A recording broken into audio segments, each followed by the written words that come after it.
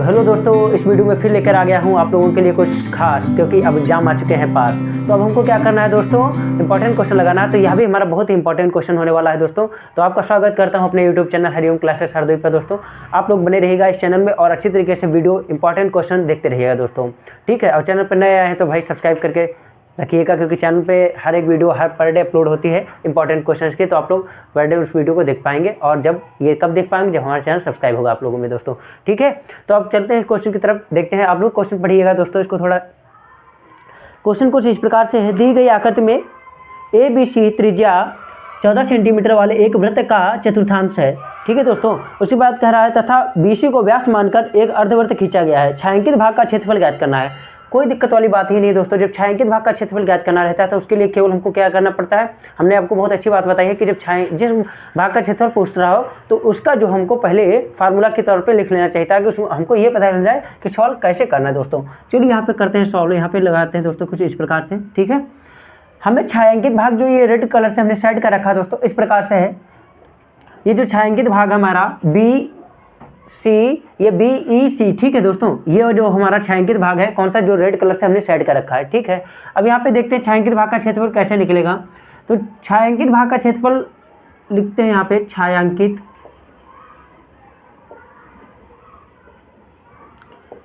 भाग का क्षेत्रफल बराबर हो जाएगा हमारा क्या, BCE। एक अर्धवृत्त दिख रहा है दोस्तों, BCE यहाँ पे क्या दिख रहा है, अर्धवृत्त कौन सा, BCE। पहले B पे आओ दोस्तों, B से फिर C फिर E, यह एक अर्धवृत्त है। इसमें से यदि हम इतना क्षेत्रफल माइनस कर दे BDC वाला दोस्तों, ठीक है, या यहाँ पे लिख सकते हैं इस कौन से क्षेत्रफल को माइनस कर दिया जाए, BCD का क्षेत्रफल यदि माइनस कर दिया जाए तो हमारा क्या मिल जाएगा, छायांकित भाग का क्षेत्रफल मिल जाएगा दोस्तों, ठीक है। इस फार्मूला को लेकर हमें यह संतृप्ति हो गई कि यह हमको अच्छी तरीके से पता चलेगा इसमें करना क्या है। तो सबसे पहले हम जाते हैं कौन सा, BCE के क्षेत्रफल पे। BCE जो है हमारा वो क्या है, एक अर्धवृत्त है, और उसके बाद उसमें से माइनस करते हैं BCD। अर्धवृत्त का क्षेत्रफल हमको निकालना बहुत अच्छी तरीके से पता है, πr² होता है दोस्तों। बशर्ते हमको यहाँ पे ये भी ध्यान रखना है कि BCD का क्षेत्रफल, तो BCD का क्षेत्रफल कैसे निकलेगा, देखिएगा दोस्तों। यहाँ पे BCD का क्षेत्रफल यानी कि इस वाले पार्ट का क्षेत्रफल कैसे निकलेगा, उसके लिए कुछ लगाना पड़ेगा तुमको दिमाग दोस्तों। तो यहाँ पे क्या है, यह ABDC दोस्तों, देखिएगा ABDC, यह एक चतुर्थांश है कुछ इस प्रकार से दोस्तों, देखिएगा यह है B, ठीक है, A हो गया, B हो गया, D हो गया, और यह C, यह क्या है, चतुर्थांश। इस चतुर्थांश के क्षेत्रफल में से यदि इतना वाला जो है ना, ये त्रिभुज, ये समकोण त्रिभुज है ना दोस्तों, इस त्रिभुज का यदि हम क्षेत्रफल माइनस कर देंगे तो क्या हमका ये वाला नहीं मिल जाएगा, मिल जाएगा ना दोस्तों। यही तो हमको फाइंड करना, पहले जब इसकी वैल्यू आ जाएगी, इसकी वैल्यू निकाल के हम यहाँ पे रख लेंगे दोस्तों, ठीक है। फिर हमको छायांकित भाग का क्षेत्रफल निकल आएगा हमारा, ठीक है। अब यहाँ पे हम चलो पहले ज्ञात करते हैं BCD का जो क्षेत्रफल है हमारा कुछ इस प्रकार से है, BCD का क्षेत्रफल चतुर्थांश, यहाँ पे लिखते हैं दोस्तों चतुर्थांश ABDC का क्षेत्रफल माइनस कौन सा हो जाएगा दोस्तों, समकोण त्रिभुज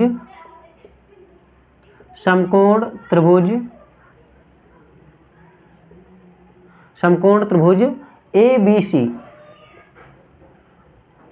समकोण त्रिभुज BAC का क्षेत्रफल, ठीक है। हमें पता है कि चतुर्थांश का क्षेत्रफल क्या होता है दोस्तों, चतुर्थांश का क्षेत्रफल हमने आप लोगों को फार्मूला बता रखा है, त्रिभुज का क्षेत्रफल निकालने का फार्मूला बता रखे, फटाफट फार्मूला में जाके इसमें वैल्यू हम क्या कर लेंगे, पुट कर लेंगे दोस्तों, ठीक है। चतुर्थांश का क्षेत्रफल जो है वो होता है πr²/4। चतुर्थांश मतलब वृत्त का चौथाई भाग, चतुर्थांश मतलब क्या होता है, वृत्त का चौथाई भाग। तो यानी कि πr² हमारा वृत्त का क्षेत्रफल होता है, तो इसका 4th नंबर है हमारा, तो यहाँ पे 4 से हम इसको क्या कर लिए, डिवाइड कर लिए। फिर क्या, समकोण त्रिभुज का क्षेत्रफल दोस्तों क्या हो जाएगा, इसमें हाफ इंटू आधार इंटू ऊंचाई, ठीक है, हाफ इंटू आधार इंटू ऊंचाई। अब यहाँ पे हमको क्या करना है, वैल्यू पुट करना है। पाई की वैल्यू कितनी होती है, 1/4 गुणे पाई की वैल्यू होती है 22/7। ठीक है दोस्तों। फिर उसके बाद आर जो हमारा कितना दे रखा है 14 सेंटीमीटर, क्योंकि भाई ये एक वृत्तखंड है, ये हमारा ए बी और ए सी ये क्या है हमारी त्रिज्या है। ए बी और ए सी क्या है दोस्तों, ये त्रिज्या है, तो दिक्कत वाली बात नहीं। तो यहाँ पे हम क्या कर लेंगे 14 गुणे 14। ठीक है। उसके पश्चात हम यहाँ पे रखते हैं 1/2। आधार कितना है, समकोण त्रिभुज का आधार ऊंचाई दोनों क्या हो जाएंगे, इसकी त्रिज्याएं ही तो है दोस्तों। तो यहाँ पे हम रख लेते हैं 14 गुणे 14। अब दोस्तों इसको सॉल्व करके देखते हैं यहाँ पे थोड़ा। 7 एकम 7, 7 दूनी 14। ठीक है। 2 एकम 2, 2 दूनी 4, फिर 2 सत्ते 14, यानी कि 22 की मल्टीप्लाई किससे करना हमको दोस्तों 7 से, और माइनस इसमें करना है 2 सत्ते 14। ठीक है। 14 की मल्टीप्लाई 7 से। अब यहाँ पे कैसे करेंगे, 7 का मल्टीपल करो भाई, यहाँ पे 7 दूनी 14, 14 के 4, हासिल आया 1, 7 दूनी 14, 14 1 15। ठीक है। अब यहाँ पे 7 चौक 28, 28 के 8, हासिल आया 2, 7 एकम 7, 7 2 9। इसमें से घटाते हैं दोस्तों, देखते हैं कितना बचता है हमारा। 154 में से 98 घटाएंगे तो कितना हो जाएगा, 14 में से 8 गया 6। ठीक है। और यहाँ पे 16, 16 में से कितना जाएगा, यहाँ पे बता 14, 14 में से 9 गया, कितना बचेगा 9 5 14। ठीक है। हमारे पास जो यह वैल्यू आई है, यह BCD, कौन सा BCD का क्षेत्रफल हमारा कितना पता चला है कि यह जो BCD का जो क्षेत्रफल है दोस्तों वह है 56 सेंटीमीटर स्क्वायर। तो हमारे पास अब कोई दिक्कत वाली बात नहीं बची दोस्तों। अब BCD की जो वैल्यू हमारे पास आ चुकी है, ये वाली जो वैल्यू हमारे पास आ चुकी है BCD, इस BCD की वैल्यू यदि यहाँ पे उठा के रख देंगे तो ये छायांकित भाग का फार्मूला पहले हमने लिख दिया है, अर्धवृत्त का फार्मूला हमको पता ही होता है कैसे होता है। ठीक ना दोस्तों। तो देखते हैं, अब इसमें हम इसकी वैल्यू निकाल के रख देते हैं। ठीक है। यहाँ पे सॉल्व कर लेते हैं दोस्तों। ठीक है, क्योंकि वहाँ पे नहीं दिख रहा था। तो सबसे पहले अब हमको अर्धवृत्त का क्षेत्रफल, अर्धवृत्त कौन सा है बताओ, अर्धवृत्त कौन सा है इसमें, अर्धवृत्त यह है कि बी, जाओ दोस्तों इसमें पॉइंट पे जो दे रखा है बी पे गए, सी और ई पे। ठीक है। क्या अर्धवृत्त मिला आप लोगों को, इसमें देखिएगा बेटा BCE, यह क्या है तुम्हारा अर्धवृत्त है। अच्छा, अब इस अर्धवृत्त में अर्धवृत्त का फार्मूला क्या होता है, pi R square by 2, pi R square by 2 होता ना। अब बताओ यहाँ पे आर स्क्वायर कह रहे थे, यानी कि BC का क्या हो जाएगा, हाफ हो जाएगा ना। तो सबसे पहले इस बात को बताओ बेटा कि BC का यदि हाफ होगा तो BC का हाफ का मकसद यहाँ पे ये हो गया कि BC की वैल्यू आपको पता होनी चाहिए, जबकि तुमको BC की वैल्यू नहीं पता है। तो अब क्या करना है, BC की वैल्यू, अर्थात यह एक समकोण त्रिभुज बनना है, समकोण त्रिभुज बनना है, तो BC की वैल्यू हमको जब फाइंड होगी तभी तो उसका हम हाफ कर पाएंगे, तब जाके हम क्या निकाल पाएंगे, अर्धवृत्त का क्षेत्रफल। तो सबसे पहले हमको क्या निकालना पड़ेगा, BC की वैल्यू निकालनी पड़ेगी। कोई टेंशन लेने वाली बात नहीं है, हम यहाँ पे BC की वैल्यू निकाल ले रहे हैं। ठीक है। जब आप लोग यहाँ पे देख लीजिएगा BC क्या है, ऐसे निकालेंगे BC की वैल्यू, BC स्क्वायर बराबर हो जाएगा हमारा AB का स्क्वायर प्लस CA का स्क्वायर। ठीक है दोस्तों। अब AB का स्क्वायर मतलब कितना हो गया 14 का स्क्वायर। ठीक है। अब फिर यह कितना हो गया, यह भी हो गया 14 का स्क्वायर। ठीक है, हमें पता है इस प्रकार से। ठीक है। अब इसके पश्चात हमको क्या करना है, या पाइथागोरस प्रमेय, के स्क्वायर बराबर क्या होता है L square plus A square, उसी के थ्रू दोस्तों इसमें हमने लगाया इसको। ठीक है। अब 14 का कितना स्क्वायर होता है, 14 का स्क्वायर होता है 196 प्लस 196। ठीक है दोस्तों, यहाँ पे हमने 14 का स्क्वायर कर लिया। अब इसके पश्चात हमको क्या करना है, अब इसके पहले इसको ऐड करते हैं, देखते हैं दोस्तों। 6 6 12, 12 के 2, हासिल आया 1, 9 9 18, 18 और कितना हो जाएगा 1, 19, 19 के कितना हो गया 9, 1 1 2 3, 392 आया। यानी कि BC का स्क्वायर जो है दोस्तों वो 392 है। यहाँ पे हमने लगाया इस पे रूट, तो BC का जो स्क्वायर बनेगा जाके कितना बन जाएगा हमारा, यहाँ पे BC का स्क्वायर कुछ इस प्रकार से बनेगा भाई। ये 392 किसका स्क्वायर रहता है ज़्यादातर दोस्तों, 392 जो होता है स्क्वायर रहता है हमारा 196 दूना, ये देखा जाए तो कितना हो जाएगा 2 छंगे 12, 196 दूना किया जाए दोस्तों कितना हो जाएगा 2 छंगे 12 के 2 हासिल हुआ 2 9 18 1 19 का 9 हासिल हुआ 1 2 कम 2 3। तो यानी कि कहीं ना कहीं यह यदि इसकी मल्टीप्लाई हमको करानी रहेगी तो ये 14√2 लिख सकते हैं इसको दोस्तों।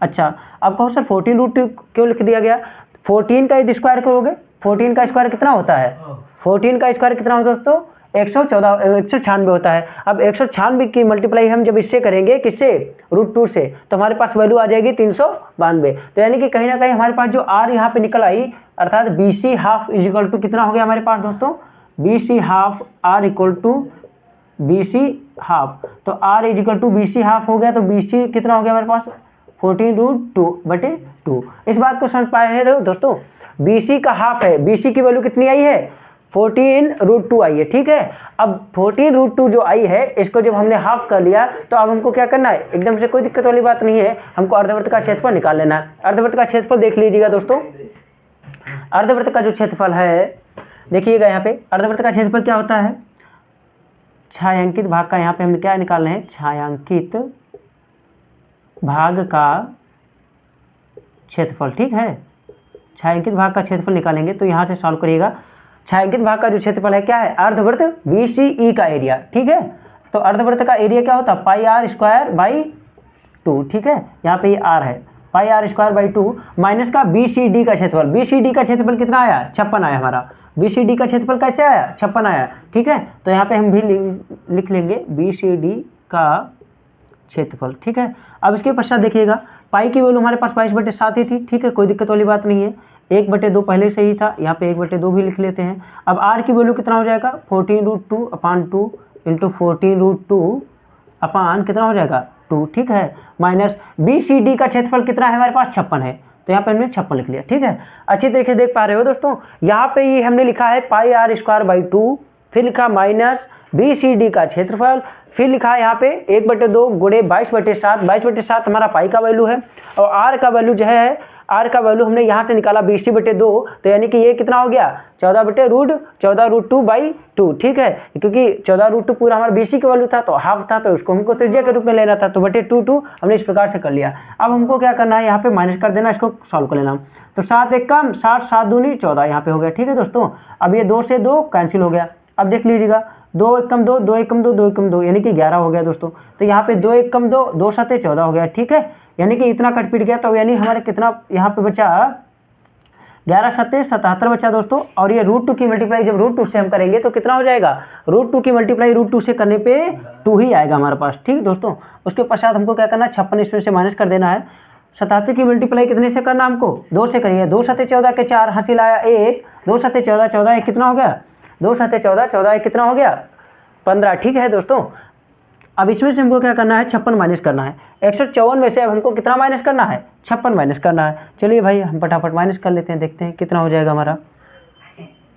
इसको यदि माइनस करेंगे तो कुछ इस प्रकार से होगी हमारे पास वैल्यू, 14 में से 6 गया, कितना बचेगा, 8, ठीक है। और यहाँ पे कितना हो गया हमारे पास, यहाँ पे 14 हो गया, 14 में से 5 जाएगा, 9 बचेगा, ठीक है दोस्तों। को इस प्रकार से हमारे पास वैल्यू आ रही है 98। यहाँ पे देख लेते हैं थोड़ा, 1/2 22/7 था हमारा, ठीक है। और ये कितना हो गया, 14√2/2, 14√2/2, ठीक है, ठीक है दोस्तों। इतनी वैल्यू जो आएगी ये हमारे छायांकित भाग का क्या होगा, क्षेत्रफल होगा, यह हमारे छायांकित भाग का एरिया होगा। तो यहाँ पे हमने कितना निकाला है, 98 सेंटीमीटर स्क्वायर, ठीक है। यह हमारा क्या हो गया, छायांकित भाग का क्षेत्रफल हो गया दोस्तों। हमें उम्मीद है यहाँ तक आप लोगों को कोई प्रॉब्लम नहीं हुई होगी दोस्तों, और यह क्वेश्चन आपको अच्छी तरीके से समझ में भी आया होगा। यदि कोई भी इसी प्रकार के कोई भी क्वेरीज लग रही है तो आप लोग कमेंट करिएगा, और कमेंट में बताइएगा दोस्तों कि कैसी रही अपनी वीडियो, और उसके साथ साथ में जो भी आपको इंपॉर्टेंट क्वेश्चन की वीडियो प्राप्त करनी है उसके लिए भी कमेंट करिएगा दोस्तों।